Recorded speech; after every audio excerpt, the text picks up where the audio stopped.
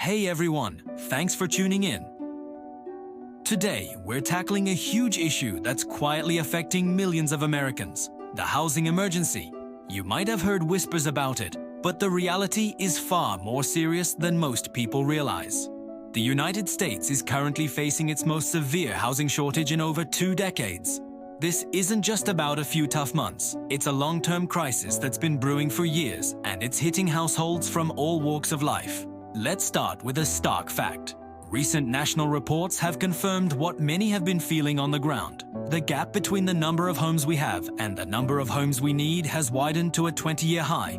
This shortfall means that a rapidly growing number of people are finding it impossible to secure a stable place to live. And when we talk about this, we're not just referring to the most visible forms of homelessness. The problem goes much, much deeper. The face of housing instability in America is changing. It's no longer a situation that only affects a small specific group. We're now seeing families with children, older adults on fixed incomes, and even young professionals with steady jobs caught in this struggle. These are people who work hard, contribute to their communities, and yet find themselves unable to access a secure, long-term home. The idea that this only happens to a certain type of person is a dangerous myth. It's a widespread issue that could be affecting your neighbors, your colleagues, or even someone in your own family, and you might not even know it. So what's driving this crisis? The core of the problem is simple economics. The cost of housing has been skyrocketing, while incomes have barely budged in comparison. For more than 20 years, rent has consistently risen much faster than wages. Think about that. For 2 decades, the single biggest expense for most households has outpaced their ability to pay for it. In many American cities today, an average salary is no longer enough to afford even a small 1-bedroom apartment without being severely cost-burdened, meaning you're spending a huge portion of your income just to keep a roof over your head. But it's not just about rising prices. There's a massive supply and demand imbalance. For decades, the United States has been underbuilding homes. Experts estimate we are short millions of housing units nationwide. This isn't a problem that appeared overnight. It's the result of years of insufficient construction, restrictive zoning laws, and a failure to plan for population growth. When you have more and more people competing for fewer and fewer homes, prices inevitably go up, pushing stable housing further out of reach for everyday Americans. This leads to what we can call hidden instability. When people can't find or afford a long-term rental, they don't just disappear. They find temporary solutions. Many households are forced to rely on short-term rentals, bounce between living with friends or family, or stay in motels for weeks or months at a time. They live in a constant state of uncertainty, never knowing where they'll be in the near future. This week-to-week existence makes long-term planning impossible. How can you focus on your career, your children's education, or your health when you are constantly worried about where you're going to sleep next month? A lot of this struggle remains completely invisible to the general public. These families aren't on the street. They're in spare rooms, on couches, and in extended stay hotels, hidden from sight.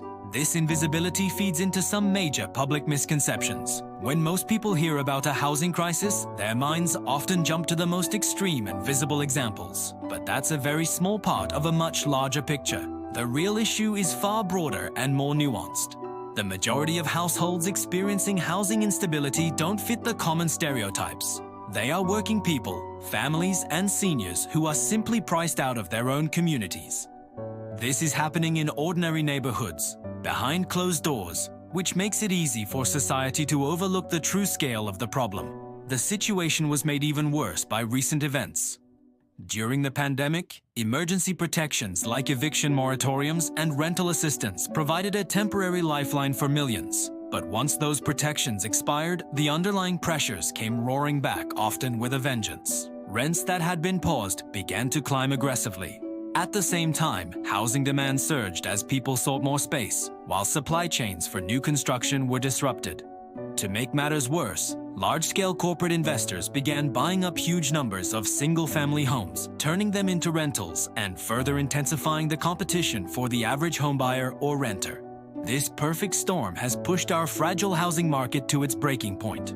This has created what many are calling the working housing gap. It's a shocking reality that in many of our country's major urban areas, a person can work a full-time job, or even 2, and still not be able to afford a stable place to live. This is especially true for our essential workers, the nurses, teachers, grocery store clerks, and delivery drivers who keep our cities running. They are the backbone of our communities, yet they face enormous barriers to finding affordable, stable housing in the very places they serve. For decades, their income growth has simply not kept pace with the relentless rise in the cost of living, particularly housing. So if this problem is so massive, why don't more people seem to notice its scale? As we touched on, a huge part of it is hidden. Instability is often contained within private spaces, a friend's basement, a relative's spare room, a crowded apartment shared by multiple families. It doesn't always spill out onto the streets in a way that's visible to everyone. Furthermore, media coverage often contributes to the misunderstanding. Stories tend to focus on individual dramatic cases rather than the systemic, widespread trend. This leads the public to see it as a series of isolated incidents, not a national structural crisis. The result is that most Americans vastly underestimate just how many of their fellow citizens are living without the basic security of a stable home.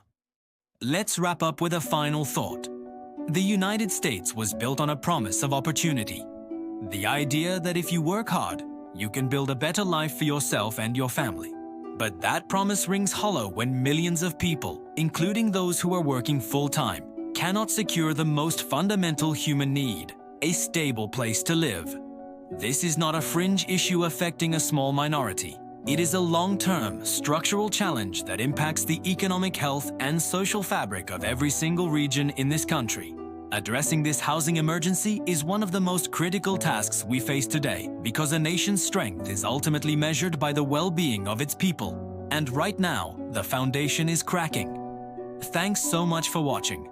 This is a complex topic and we've only just scratched the surface. If this video resonated with you, please give it a like and consider subscribing for more deep dives into the issues that shape our world.